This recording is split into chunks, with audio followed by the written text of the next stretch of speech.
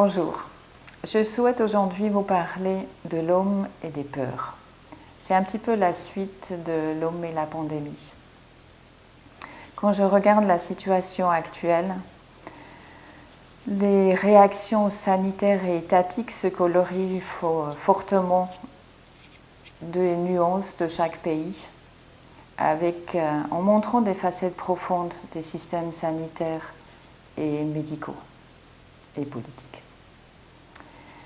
Ce qui prédomine dans notre pays, c'est-à-dire la Suisse, c'est vraiment les mesures de protection, d'enfermement, la vaccination, les médicaments, l'impact économique et surtout financier. Ce que je regrette profondément, c'est qu'on ne voit pas une analyse véritable du terrain, de l'impact que cette maladie ou cette épidémie peut avoir sur l'être humain dans sa globalité, physique et psychique. Et je ne vois pas non plus une analyse de ce que d'autres types de médecine pourraient amener dans une crise, comme les médecines qui sont dites complémentaires. Par contre, ce qu'on voit beaucoup, c'est qu'on nous fait peur. On nous fait peur avec la maladie, avec le virus, l'ennemi public, mais aussi pour certains la vaccination. La vaccination qui peut être une terre promise et la résolution de tout problème, ou d'autres, ils ont peur qu'une vaccination soit introduite d'une manière systématique. En résumé, on peut dire qu'on nous fait beaucoup de pression. Ce qui m'a amené à me pencher un petit peu plus sur cette question de la peur. La peur, en fait, elle a toujours fait partie de l'homme. Elle a fait partie de son histoire. Et nous avons de multiples exemples dans le passé. L'homme qui avait peur des animaux, des intempéries, de la famine. Et puis, en fait, il a mis en place aussi beaucoup de choses pour dépasser ses peurs. Il a créé des armes, il a créé des coalitions avec des peuples ennemis pour combattre un autre ennemi. Il a monté des armées, il a utilisé des rituels, de la magie, des religions. Et ce que je trouve quand même intéressant, aujourd'hui on dirait que la solution vient de la science. Un autre aspect qui est intéressant avec la peur, c'est comment la peur peut traverser des générations. En fait, si vous portez aujourd'hui des peurs, elles ne viennent pas seulement de vous-même, mais elles viennent aussi de ce que vos ancêtres ont vécu, votre famille. On voit ça assez souvent avec la peur de manquer. Il y a eu dans nos contrées beaucoup de guerres où les gens avaient des famines.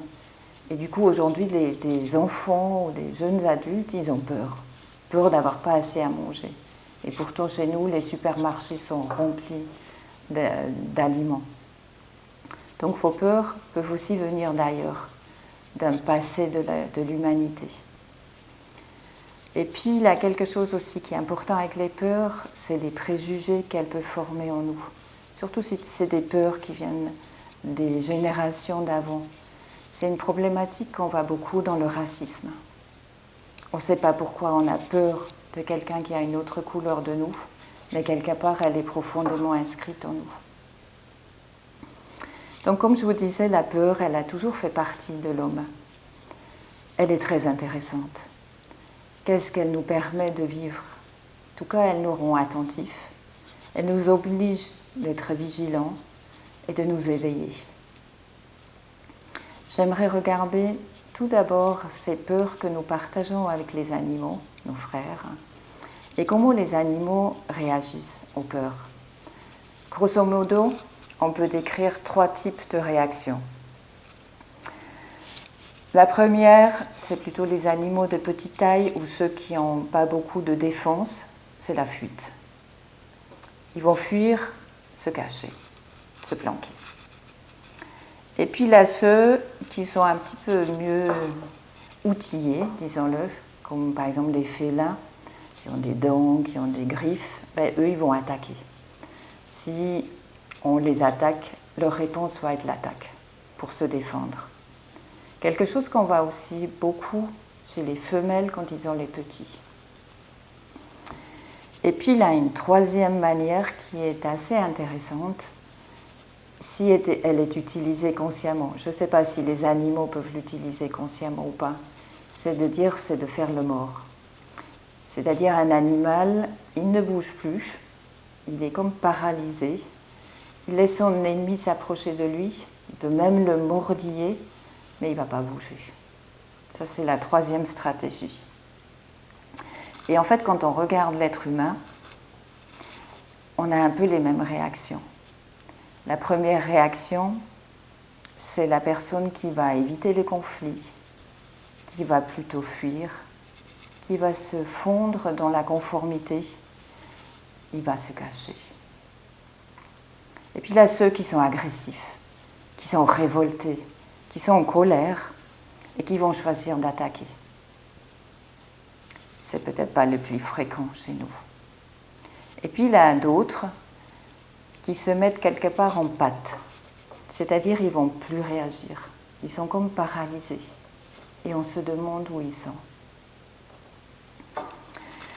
Dans le domaine de la psychiatrie, en fait, on distingue différentes formes de peur.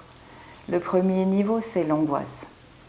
L'angoisse, c'est une sensation souvent très globale, un peu diffuse, et on ne sait même pas de quoi on est réellement angoissé. Et puis là, la peur de quelque chose. Donc c'est la peur qui est définie en fonction d'un sujet qui déclenche un état de stress, qui est considéré comme une menace. Et puis quand ça va beaucoup plus loin, on est plutôt dans la terreur ou les accès de panique. C'est des sensations extrêmes qui sont presque plus vivables et qui peuvent totalement modifier la maîtrise de soi-même. Donc je souhaite maintenant regarder un petit peu ce que ces peurs peuvent déclencher en vous, aussi bien au niveau physique, mais aussi au niveau émotionnel.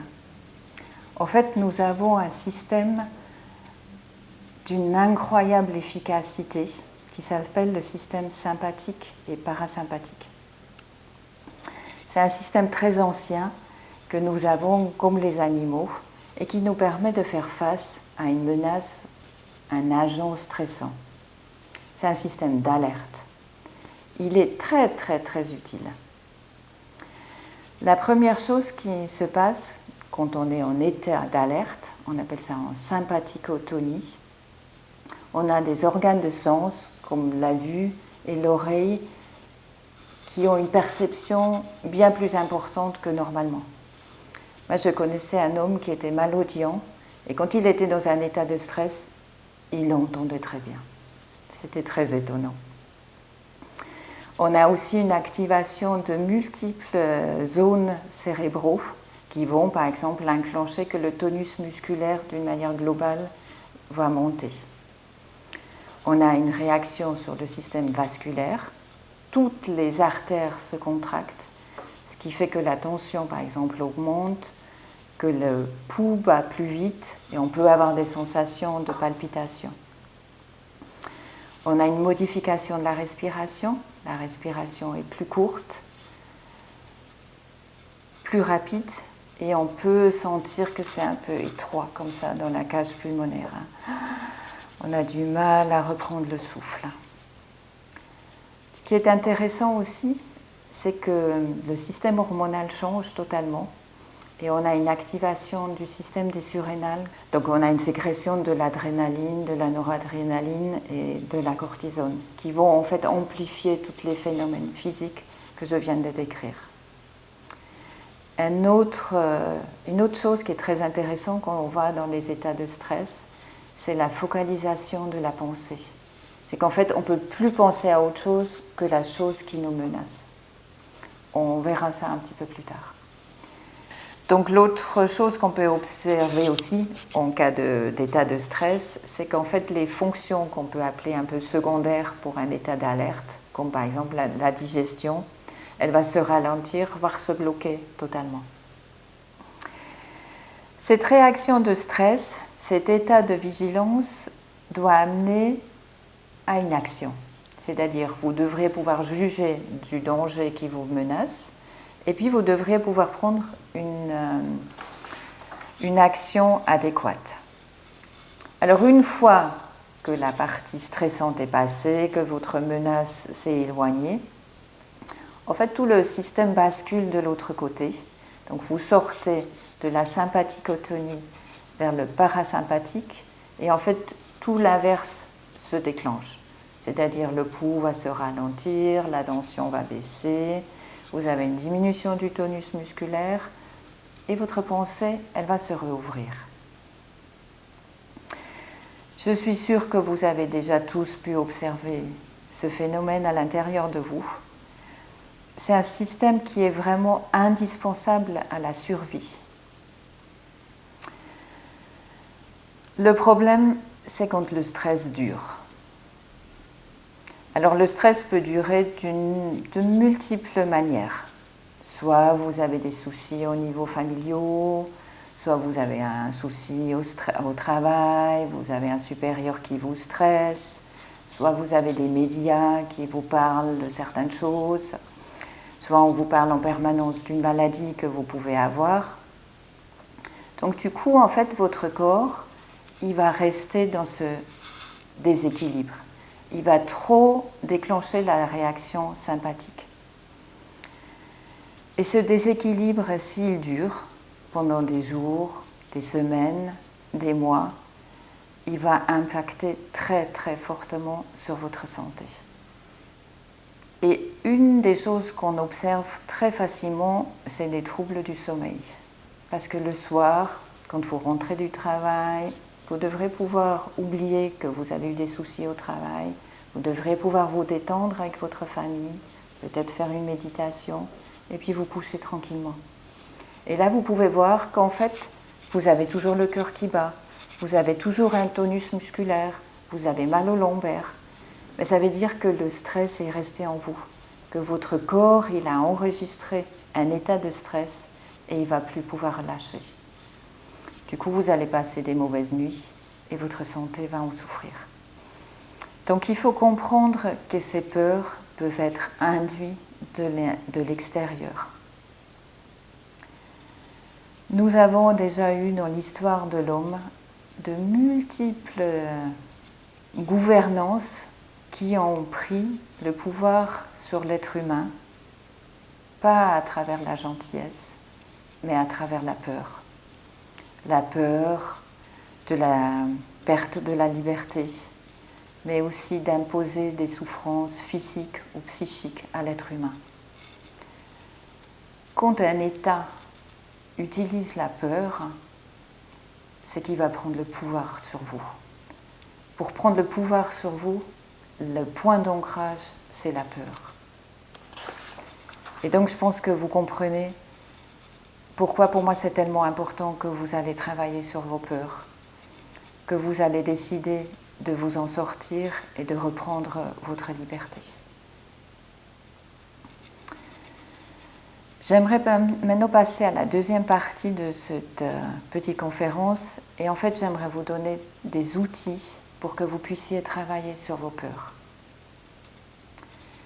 Vous allez voir, ça va vous dérouter un petit peu par moment, mais c'est toujours intéressant de se laisser dérouter. La toute première chose à faire, c'est de prendre une décision.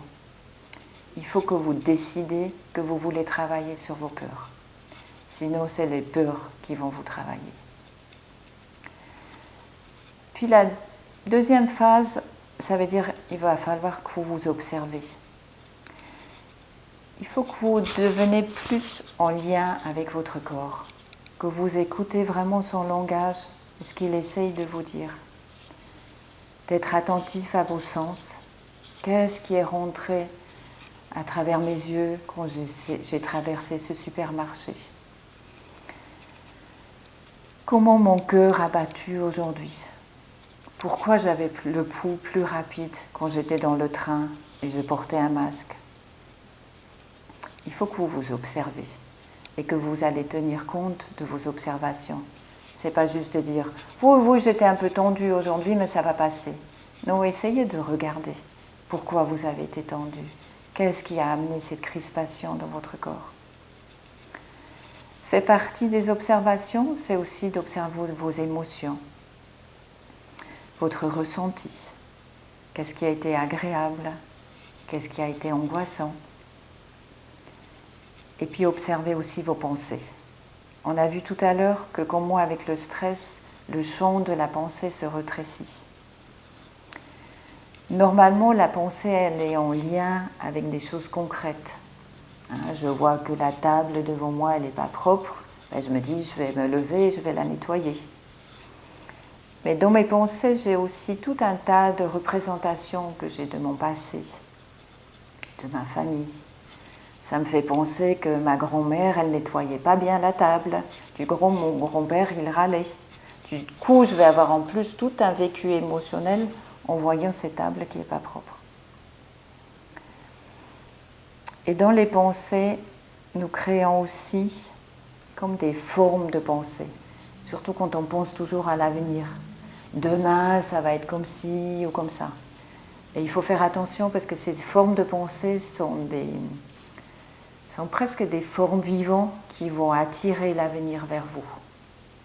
Alors, après avoir décidé d'affronter vos peurs, de faire toutes vos observations de votre corps, de vos émotions, de vos pensées, il va falloir que vous identifiez vos peurs.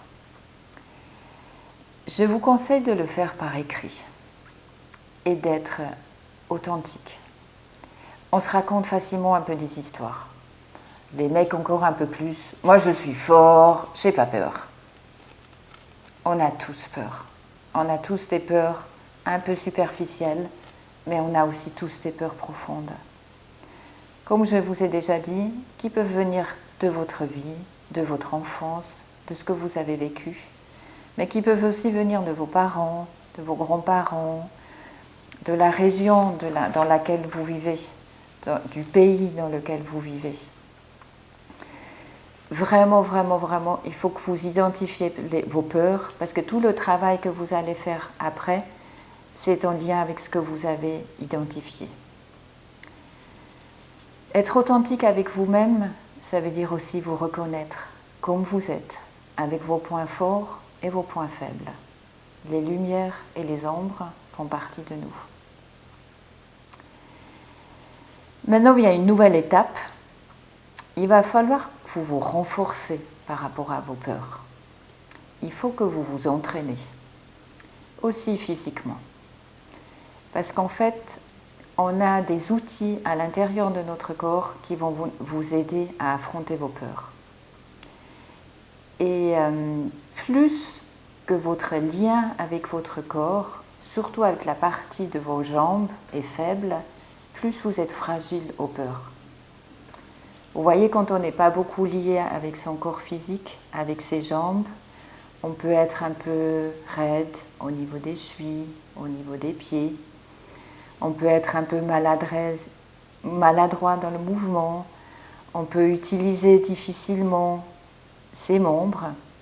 Mais ça nous rend plus fragiles parce qu'en fait, on a la sensation qu'on ne peut pas compter sur soi. On a besoin de s'appuyer pour se lever.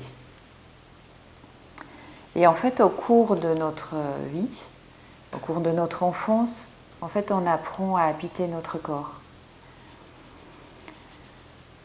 On n'est pas, depuis la naissance, un être complet. On doit apprendre à utiliser nos membres. On doit apprendre l'équilibre. Ça se fait à travers notre volonté, mais ça se fait aussi par la bienveillance de notre environnement. Par exemple, à travers de comment nous avons été touchés dans notre enfance. Si vous avez été touché d'une manière agréable, caressé par vos parents, mais aussi touché psychologiquement, vous allez avoir envie de vous lier à votre corps. Vous allez être content de faire des sauts. Par contre, quand vous avez été violé ou vous avez eu des touchés traumatiques, vous allez rester un tout petit peu à l'extérieur de votre corps. Vous n'allez pas vous y lier totalement. Donc vous ne pouvez pas non plus l'utiliser comme vous le voulez. Et du coup, vous êtes déjà fragilisé. Et en fait, on a deux sens qui sont très très utiles pour nous lier avec notre corps. on a d'une part le sens de l'équilibre. Quand on est dans n'importe quelle posture, le corps il va nous envoyer le retour que nous sommes en équilibre. Et puis on a des déséquilibres qu'on peut gérer à travers ce sens de l'équilibre. Si j'ai une bonne sensation de mon équilibre, je sais que même si on me déséquilibre, je peux me rattraper. Qu'est-ce que ça va me donner comme sensation? De sécurité à l'intérieur de moi, de bien-être, de savoir que je peux toujours me rattraper. On n'a pas cette sensation seulement au niveau du corps physique, on l'a aussi au niveau des émotions et de nos pensées. Et puis on a un deuxième sens qui va dans le même sens, c'est le sens du mouvement. Donc nous avons une manière de percevoir que nous sommes en mouvement. Et ce sens-là va nous aider petit à petit à maîtriser notre corps dans la dynamique du mouvement. Mais ce n'est pas tout.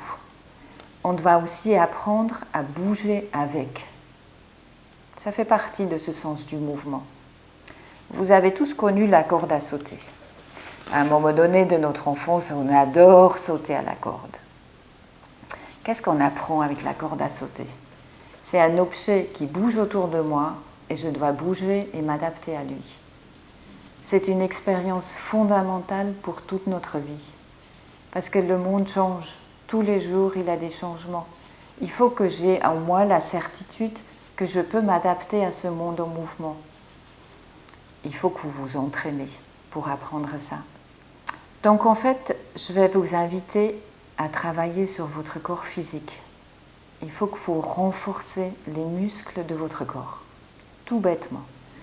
Il faut que vous renforcez vos jambes, vos chevilles. Il faut que vous assouplissez votre corps pour que vous vous sentez bien à l'intérieur de lui. C'est très très important. Et n'oubliez pas de faire des sauts ou de reprendre la corde à sauter. Et puis il faut que vous travaillez l'équilibre tous les jours. Ça peut être par des gestes très très simples, genre vous vous brossez les dents, vous ne vous mettez pas sur les deux pieds, mais sur un pied. Et si vous êtes très à l'aise, vous éloignez la jambe que vous avez levée. Après, il y a des systèmes ou des techniques, par exemple comme le yoga, où il y a un grand travail qui se fait sur l'équilibre. Et je ne pense pas que c'est par hasard que les yogis ont autant travaillé l'équilibre. Nous avons aussi d'autres sens qui sont plus dans la partie haut du corps, parce que le sens du mouvement et de l'équilibre sont plutôt dans le bas du corps,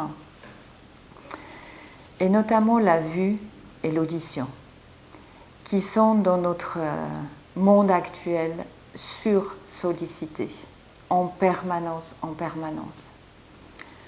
surstimulés, ce qui fait qu'on va apparaître une fatigue, voire des maladies de nos organes de sens.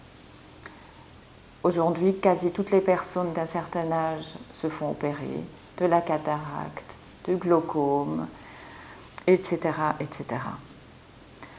Je vois aussi apparaître une maladie que je ne voyais pas trop avant. Ça s'appelle les acouphènes. C'est-à-dire, c'est un bruit que les gens entendent tout le temps dans l'oreille. Ils ne peuvent plus l'arrêter, tellement l'environnement a été sollicitant. On est sollicité aussi au niveau des yeux, rien que par la lumière bleue de nos écrans, où nous passons une bonne journée, une bonne partie de notre journée. Mais refaites l'expérience une fois, vous allez dans un supermarché et vous regardez juste ce que vos yeux et vos oreilles souffrent jusqu'à la sortie. Actuellement, nos sens sont surstimulés. Et qu'est-ce que ça veut dire? Ça veut dire que nos organes de sens ils vont dehors pour percevoir ce qui se passe autour de nous, mais quand ils sont sursollicités en permanence, en fait cet environnement il va rentrer trop en nous, il impacte notre espace à nous. Je vous ai cité tout à l'heure l'exemple du sommeil. Vous voulez dormir le soir, vous entendez encore un bruit dans les oreilles. Ou vous avez passé dans un supermarché où il y avait une petite musique qui tournait, elle va toujours tourner dans vos oreilles. où vous avez encore les souvenirs de ce qui a été trop fort dans la journée. Qu'est-ce que ça va amener? Ça va amener à tout un tas de troubles pendant toute la nuit où vos organes de sens ne peuvent même pas récupérer. Et je crois qu'aujourd'hui, il faut qu'on prenne vraiment, vraiment soin de nos sens. Il faut qu'on gère nos sens. Il faut qu'on apprenne à vivre avec eux dans le monde actuel. Et ça veut dire qu'il faut aussi les nourrir par le calme, par la vue de la nature, par la vue des couleurs naturelles, des mouvements dans l'air, du ciel. On peut aussi reposer les sens du haut en s'occupant plus des sens du bas, c'est-à-dire du mouvement, de l'équilibre, mais aussi du toucher. Quand je me touche, ou quand je me masse les pieds, ou quand je masse mon compagnon, tous nos sens qui étaient tournés vers le monde extérieur, ils vont aller vers notre intérieur. Et du coup, je peux rouvrir un espace à moi. Un autre outil extrêmement intéressant par rapport aux peurs, c'est la respiration. En fait, la respiration et la peur vont de pair. Je ressens la peur, quelque chose qui me menace, je respire moins bien, la respiration est plus courte, et puis là, c'est toujours cette sensation d'être un peu serré dans la cage thoracique. Mais l'inverse est juste aussi.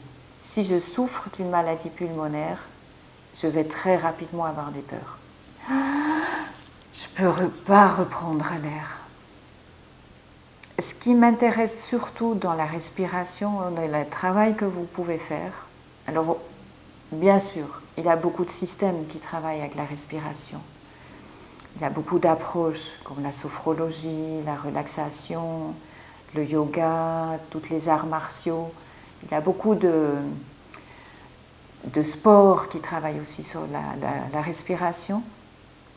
Mais là, ce qui m'intéresse particulièrement, c'est l'expiration. C'est d'expirer doucement, longuement et profondément. C'est quand vous expirez que vous pouvez relâcher les tensions musculaires, que vous pouvez prendre de la distance par rapport à ce qui se passe autour de vous. Je vous laisse faire l'expérience. On peut utiliser aussi la respiration dans les phases aiguës de peur. Parce que quand vous avez un bon entraînement, vous avez le réflexe d'expirer. Quand vous êtes dans une situation de stress, vous pouvez enclencher en vous le réflexe, vous dites « j'expire ». Je laisse la tension, je rouvre un espace à l'intérieur de moi et je peux prendre la décision qui est juste pour moi et pas celle qu'on veut que je prenne. Donc la respiration, le mouvement, l'équilibre. Pour moi, les peurs sont aussi des forces. Des forces un peu comme des moteurs qui nous obligent à aller chercher plus loin. Et je pense que c'est une des bases pourquoi nous faisons une recherche dans le monde spirituel. Quand je parle du monde spirituel ou de la spiritualité, je ne suis pas liée à une religion ou à un mode de faire. Pour moi, l'être humain est un être spirituel. Il prend un corps durant sa vie terrestre qu'il va habiter plus ou moins bien. Et puis à la fin de la vie, il retourne dans le monde spirituel. Et en fait, toute la question avec les peurs, c'est comment nous restons en lien avec ce monde spirituel pendant notre vie. Parce que si je suis sûre que je ne suis pas tout seul dans ce corps et que je ne suis pas un tas de chair qui va mourir un jour et tout est fini, je vais développer d'autres choses à l'intérieur de moi, comme la confiance, comme le courage d'avancer, mais aussi la solidarité et peut-être aussi l'amour. Donc la peur est aussi un moteur du développement spirituel. Je vous laisse prendre votre chemin là-dedans. Maintenant vient l'étape cruciale où il va falloir que vous affrontez les peurs. Parce que c'est bien joli de faire de la musculation, de faire de l'équilibre, de respirer. Mais maintenant, qu'est-ce que je fais concrètement face à ma peur?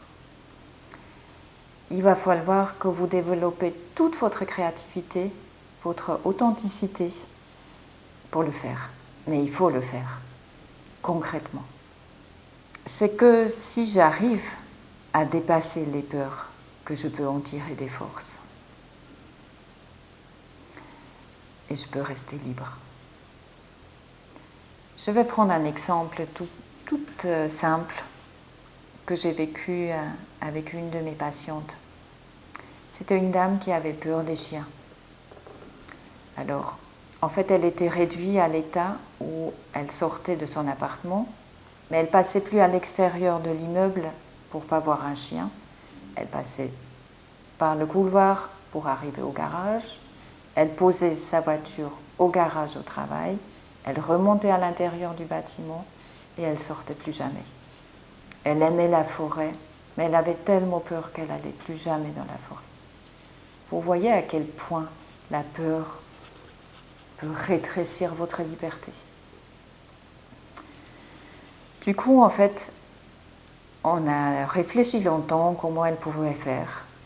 Et elle a trouvé quelqu'un qui avait un chien qui était tellement gentil, mais tellement gentil, qu'elle a appris à rentrer dans cette maison petit à petit, à rentrer dans la pièce où était le chien, à s'approcher de lui et à le caresser. C'était un moment extraordinaire dans sa vie. Et puis, c'était une chose, ça c'était un chien, et il fallait qu'elle affronte les autres chiens. Donc elle a dû choisir une heure pour sortir de sa maison où elle était sûre qu'elle allait rencontrer des chiens dehors. Pas donné. Parce qu'en plus, il y a des chiens qui sont tenus en laisse, mais il y a des chiens qui ne sont pas tenus en laisse. C'est un autre sujet. Mais du coup, elle avait la tâche de sortir à un moment donné où elle était sûre de rencontrer un chien et très probablement aussi un chien qui ne soit pas attaché. Donc elle est sortie dans la rue, elle a rencontré un chien qui n'était pas attaché et l'objectif était qu'elle puisse dire au maître du chien qu'elle avait peur des chiens et qu'elle aimerait qu'il l'attache. Et elle l'a fait.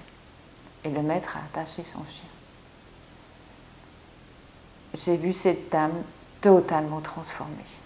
Et elle a dit, je me sens de nouveau libre. Voilà ce que vous pouvez faire à travers vos peurs. Alors, comment résumer?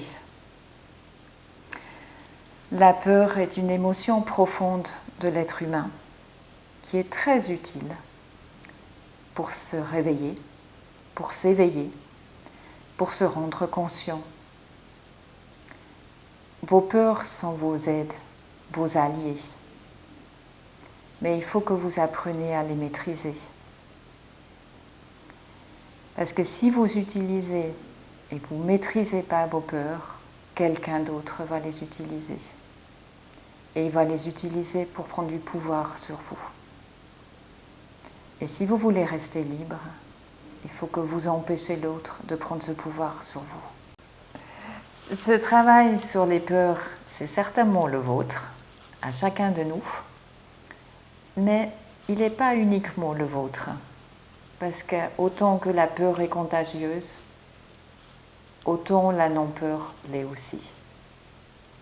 La dernière image que j'aimerais vous donner, c'est l'image de la métamorphose. Vous allez le voir dans cette magnifique image du pissenlit, une plante toute banale qui pousse au bord de nos chemins. Elle pompe l'eau stagnante de la terre, la transforme en elle, et forme cette magnifique boule cosmique où les graines vont retraverser le ciel pour retrouver la terre.